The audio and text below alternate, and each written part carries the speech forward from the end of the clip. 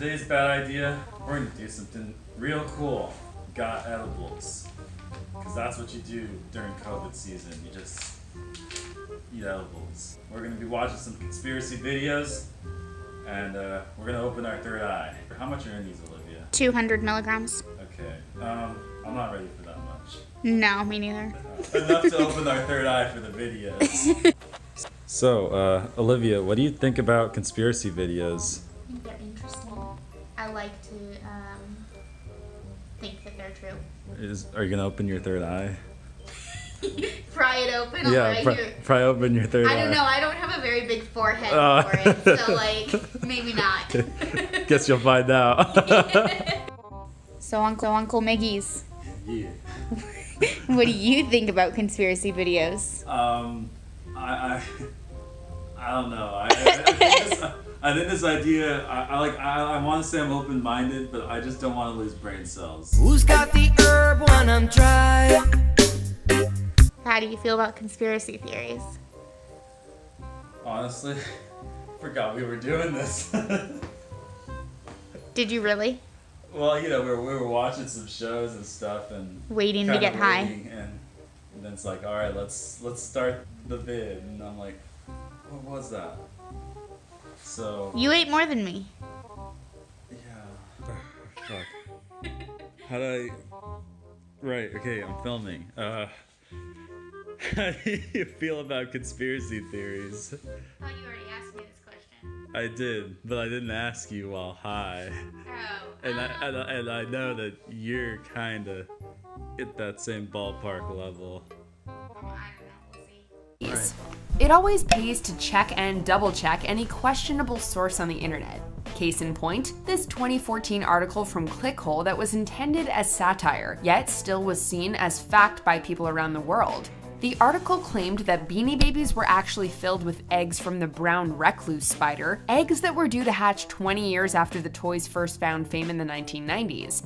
This is not true, since first, spider eggs don't take 20 years to hatch, and second, of course it's not true. If you love Beanie Babies, however, get ready for the cute pellet-filled toys to make another appearance on our list a bit later. I feel like this is just a video of her debunking.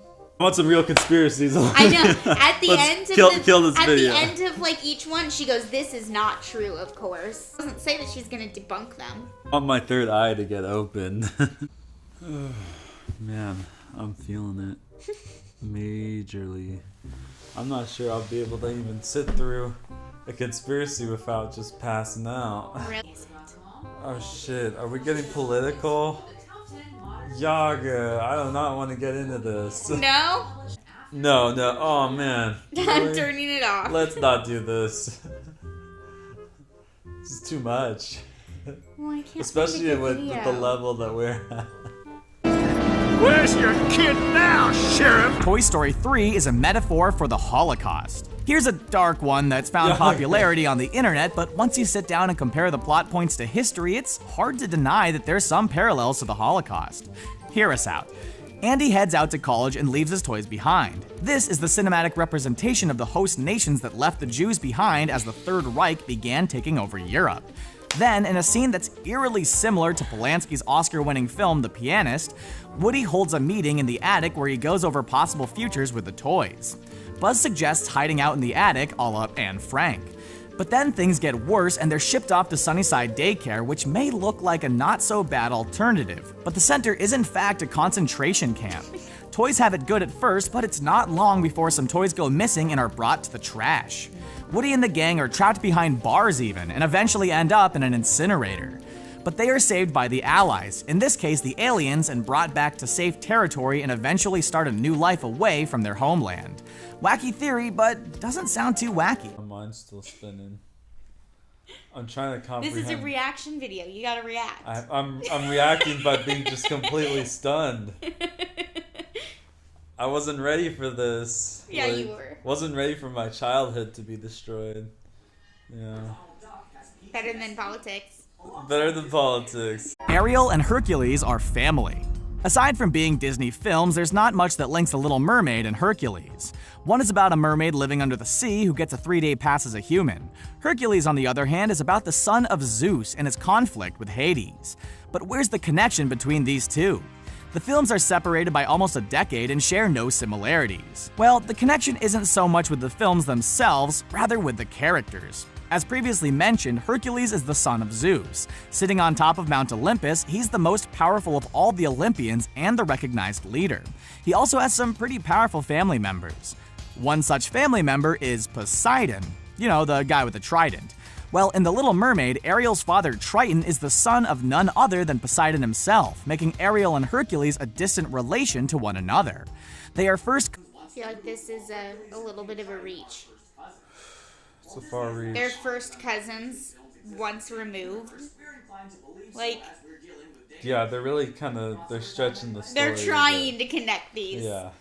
But sometimes that's what your mind has to do to make those bridges. How could we ever forget Boo? She was the child who ended up crossing over into the Monsters universe in Monsters, Inc. and befriended scare guru Sully. The two formed an unlikely bond and ended up being the heart and soul of the entire film. By the end, Boo was returned home and lived happily ever after. Keep going. Did she? Why? Boo may have been a young child, but she exhibited a lot of signs of intelligence, perhaps even being able to register and memorize certain details. If that's so, then she definitely would have remembered that doors work like portals in the Monsters universe. The theory goes that Boo never forgot Sully and spent most of her life looking for him and the portals. She eventually does find a portal, but instead of leading her to the monster's world, it sends her back to the time of Brave, another Pixar film. She then gains knowledge of the Will-o'-the-Wisps and becomes the witch from Brave. There's even a carving of Sully in her hut, suggesting that she never forgot her old friend and carved out something to remember him by. Of course, we saw this as a cute little Easter egg, but the internet used this as hard evidence towards their conspiracy theory. What did you think about Boo? I don't know. I need to close my third eye for a second. It's a little bit too open right now. Yeah? Yeah, like I'm trying to give an opinion, and then my third eye is just like... Your eyes are really red. Yeah. I need like one where they really talk about it. I like the ones where they have commentators that kind of go back and forth, almost like a historical documentary. It does get real. Your third eye opens to like, hear me out, like the fourth eye level, and at that point, you just see the world differently. But nobody talks about the fifth eye. Why'd you go from third to fifth? I don't, and on most days I don't. What about the fourth eye? The fourth eye is just kind of like this like portal to another universe. Okay. I'm trying to look up a video, but every time I go to type, I forget what I was going to say. Yeah. That tends to happen when you start talking about the fourth eye. When you get to the fourth eye, like, you're kind of in this weird in-between of thought. It's why you normally go from the third to the fifth eye. Alright. Conspiracies. We'll try this video.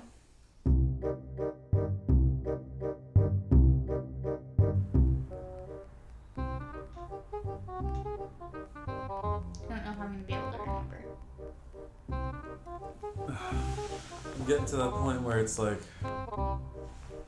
you know what? Let the conspiracies just play themselves out. See, when the edibles hit, you're like, you know what? I don't want to open my third eye, actually. I want to kind of keep it closed, kind of relaxed. Right? Keep it cracked open. How do you feel about all that? I think my third eye got cracked open. I was trying to, but I just, like, it was exhausting kind of doing this, and, like, you can only stare for so long. Yeah. So I wasn't catching all of them, and all I could kind of get from it was, like leaps with your mind. Right. Like that, you know? Okay. Keeps you creative. Okay. At what, like, level are you at right now? I think I could probably still function at this point, Yeah? but not, like, really function. We opened our third eyes today, and we hope you get a chance to do the same. So like, comment, and subscribe, and see you later. Bye.